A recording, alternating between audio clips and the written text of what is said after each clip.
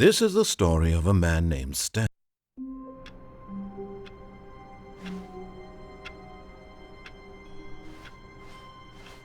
All of his co-workers were gone. What could it mean? Stanley decided to go to the meeting room. Perhaps he had simply missed a memo.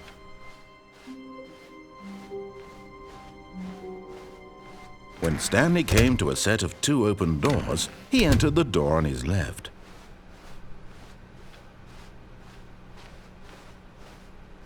Yet there was not a single person here either. Feeling a wave of disbelief, Stanley decided to go up to his boss's office, hoping he might find an answer there.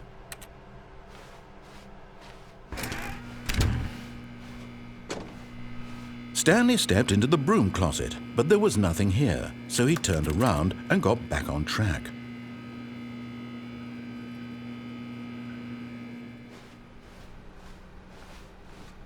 Coming to a staircase, Stanley walked upstairs to his boss's office.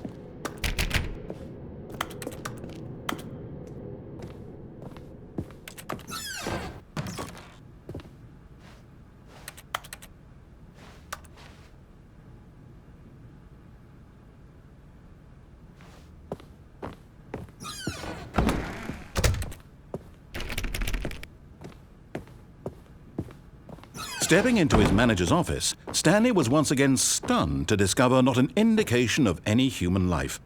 Shocked, unraveled, Stanley wondered in disbelief who orchestrated this. What dark secret was being held from him? What he could not have known was that the keypad behind the boss's desk guarded the terrible truth that his boss had been keeping from him. And so the boss had assigned it an extra secret PIN number, 2845. But of course, Stanley couldn't possibly have known this. Yet incredibly, by simply pushing random buttons on the keypad, Stanley happened to input the correct code by sheer luck. Amazing. He stepped into the newly opened passageway.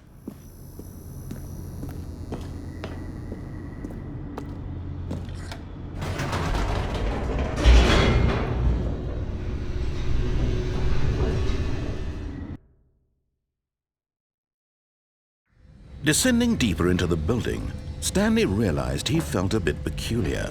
It was a stirring of emotion in his chest, as though he felt more free to think for himself, to question the nature of his job. Why did he feel this now, when for years it had never occurred to him? This question would not go unanswered for long. Stanley walked straight ahead through the large door that read Mind Control Facility.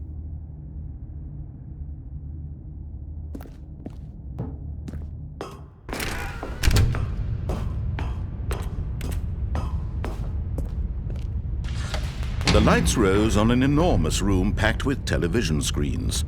What horrible secret did this place hold? Stanley thought to himself. Did he have the strength to find out?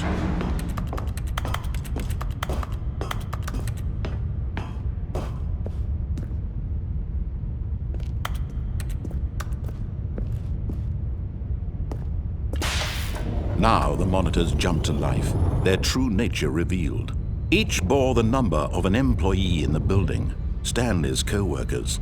The lives of so many individuals reduced to images on a screen, and Stanley, one of them, eternally monitored in this place where freedom meant nothing.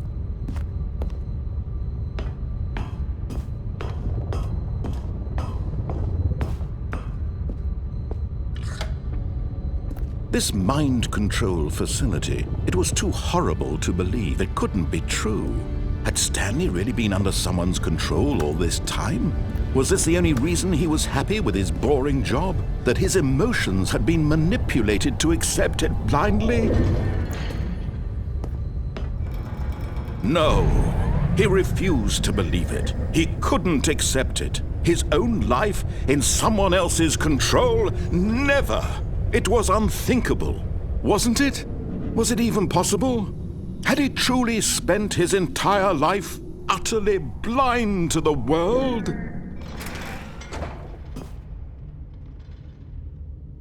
But here was the proof, the heart of the operation. Controls labeled with emotions, happy, or sad, or content. Walking, eating, working, all of it monitored and commanded from this very place. And as the cold reality of his past began to sink in, Stanley decided that this machinery would never again exert its terrible power over another human life. For he would dismantle the controls once and for all.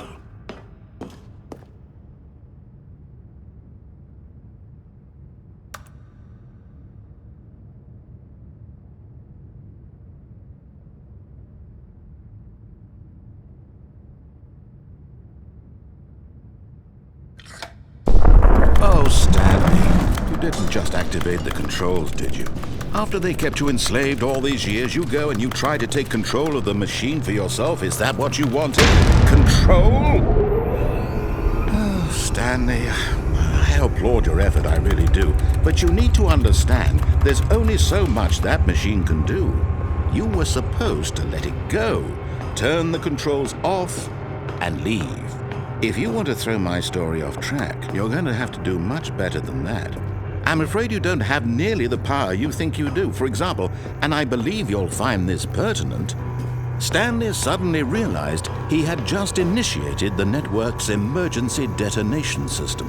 In the event that this machine is activated without proper DNA identification, nuclear detonators are said to explode, eliminating the entire complex. How long until detonation then? Let's say, 2 minutes. Now this is making things a little more fun, isn't it, Stanley? It's your time to shine. You are the star. It's your story now. Shape it to your heart's desires. Oh, this is much better than what I had in mind. What a shame we have so little time left to enjoy it. Mere moments until the bomb goes off. But what precious moments each one of them is. More time to talk about you, about me, where we're going, what all this means. I barely know where to start. What's that? You'd like to know where your co-workers are? A moment of solace before you're obliterated? All right, I'm in a good mood. You're gonna die anyway. I'll tell you exactly what happened to them. I erased them. I turned off the machine. I set you free. Of course, that was merely in this instance of the story. Sometimes when I tell it, I simply let you sit there in your office forever, pushing buttons endlessly and then dying alone. Other times, I let the office sink into the ground, swallowing everyone inside, or I let it burn to a crisp. I have to say this, though, this version of events has been rather amusing. Watching you try to make sense of everything and take back the control wrested away from you, it's quite rich. I almost hate to see it go. But I'm sure whatever I come up with on the next go-around will be even better. My goodness, only 34 seconds left. But I'm enjoying this so much. You know what? To hell with it. I'm going to put some extra time on the clock, why not? These are precious additional seconds, Stanley. Time doesn't grow on trees.